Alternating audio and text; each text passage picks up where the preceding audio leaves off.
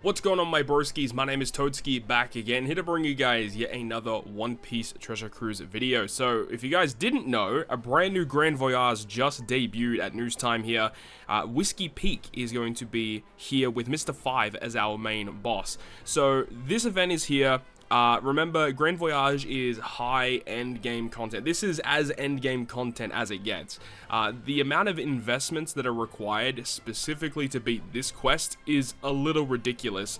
I want to talk about the team before we jump into it, because even if you have the team, it doesn't mean that you can beat it, because the amount of additional investments that you will need is crazy. And I found that out the hard way as I was continuously, headbutting my head against this content. This is the team that you're seeing here, having the Strength Summertime VV as the captain. I do have Limit Break expansion on the whole team. Aside from the Anniversary Legend Kobe, I don't have him completely invested.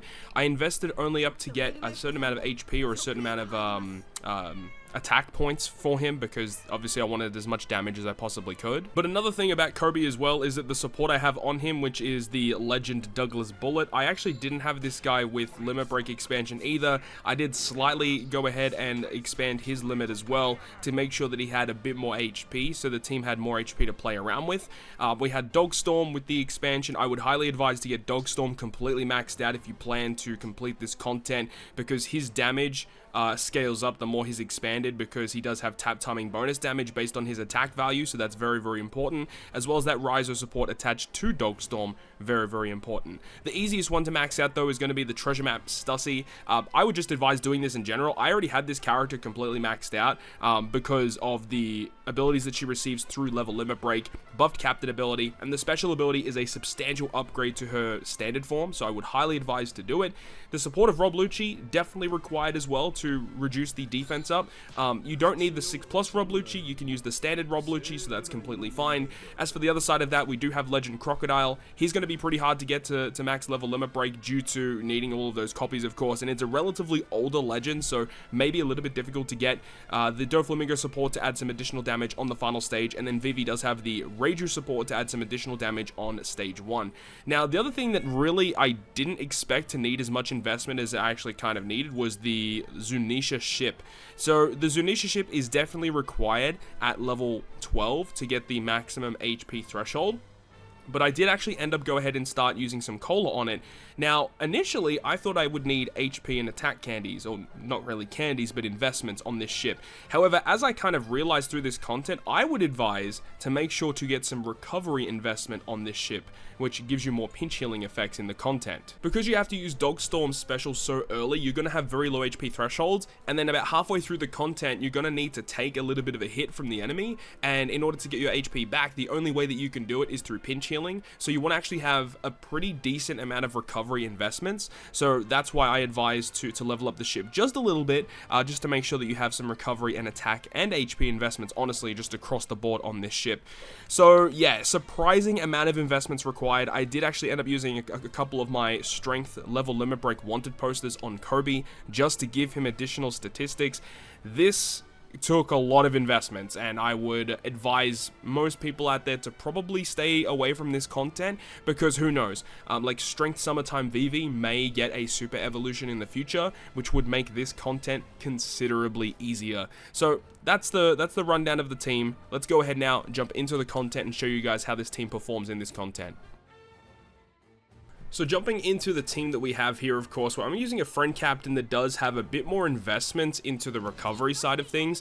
I think the friend captain had plus 590 candy, so it was almost completely maxed out, and without that, I don't think I would have been able to get this done. I did use my own friend captain, a mirrored friend captain, for a lot of my runs when I was testing this.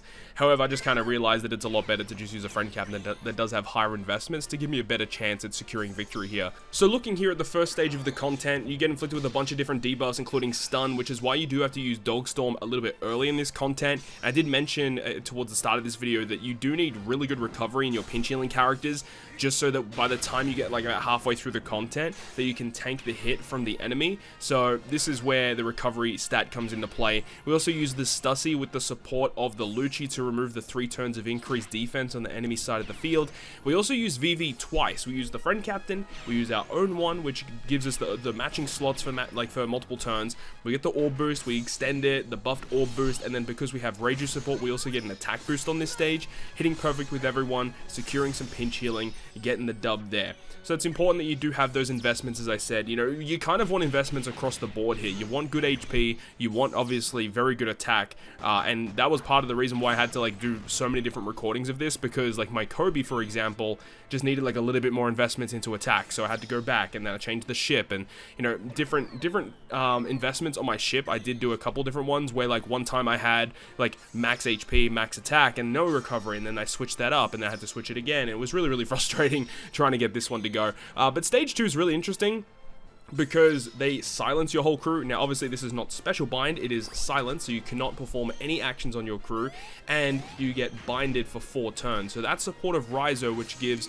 the -1 turn of bind, but also does end of turn damage, is key because one of the enemies does have resilience here. So you want to go and make sure you have enough damage. Obviously we've used all those specials on the previous stage, so we have like 2 turns of burst for stage 1 and stage 2. So looking to stage 3 with Miss Monday, I believe this character is. This is where Crocodile is kind of key for this, because the enemy does have a barrier. In order to break the barrier, you need to hit the enemy with 2 block slots.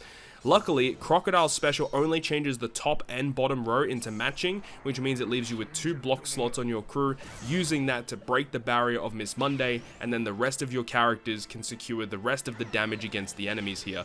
Crocodile does provide you with a great attack boost and also chain boundary effects, so very phenomenal build here. Like, he's just built for this, and because you're at low HP thresholds, Crocodile's effects all work much better. Like, it's a much more potent special. Now this is where you need the HP. When you enter stage 4 against Luffy and Zoro, you need at least 15,001 HP. As long as you have that, you will be able to secure victory in this stage. There were so many times I got to this stage and my HP was like 13,000 or like 13,500, 14,000. No, it needs to be 15,000 and above in order to win here, because after you do the first turn of burst here, after activating 1 super type from VV, use 2 VV specials to get the full board of slots, the matching slots, the good orb boost, the buffed orb boost for 5 turns. You actually need to do 2 turns of burst here. There is resilience and there is also damage limiter. So you actually want to do quite a big amount of damage to both enemies here on this stage. And then on the secondary turn is when you can actually kill them once the resilience is gone. You do see that after the first turn has passed, Luffy does inflict you with 15,000 damage. And because of the recovery bind, you can't heal anything on this stage, which is why I mentioned you need to enter this stage with at least 15,000 HP. Otherwise, you're just not going to win. This is also a little dicey and why you needed to do so much damage on the first turn here, because Zoro does have a barrier where you need to hit him with 5 strength slots, and no one on this team has barrier penetration to my knowledge, so you need to hit with 5 strength slots, kill Zoro, and then have 1 massive hit at the end. And I believe Dogstorm gets additional damage if he is the final character to attack, so very important that you do that. And then we reach the final stage. We basically launch the rest of our specials and we secure the win. One thing to note though is you do have to activate him in a very particular order. So first of which we will be going ahead and using the VV super type to grant us an attack boost. You do see we get a full board of deck slots, which no one treats as beneficial, but there's a really interesting way in order to get this to work and why Kobe is on the team. So we're going to use the Dogstorm special as well, which is going to give us a lot of beneficial effects that way too. And then we're going to activate the Kobe special. Now Kobe will allow us to select 1 character on our crew to become the captain for 1 turn. So what we can do is we can switch Dogstorm to the captain spot. Dogstorm's captain ability does make deck slots beneficial to the crew. However, we are going to be despaired following the Dogstorm special ability. Luckily for us, we do have the Stussy, which not only grants a color affinity boost, but will also remove that despair on our crew. And with that, we do win against Mr. 5 and Ms. Valentine at the end here. Of course, making sure that you attack properly in the right order, and then you'll be able to get the win. And the good thing is if you actually get all of these done, all of these missions, including the latest one versus Mr. 5, they did add another alternating ink pen as the rewards for this Grand Voyage. However, I don't think too many people are going to be able to get all of these missions done. I mean, personally, I'm still missing the previous one against the Twin Capes. I still need to go ahead and go back and beat that at some point. But anyways, that's going to wrap it up from me. Thank you so much for watching the video. If you enjoyed it, make sure to go ahead and leave a like. And if you want to stay up to date with all the content that I post, including more One Piece Treasure Cruise content, make sure to hit the subscribe button down below. And that, guys, I'll see you guys within the next video.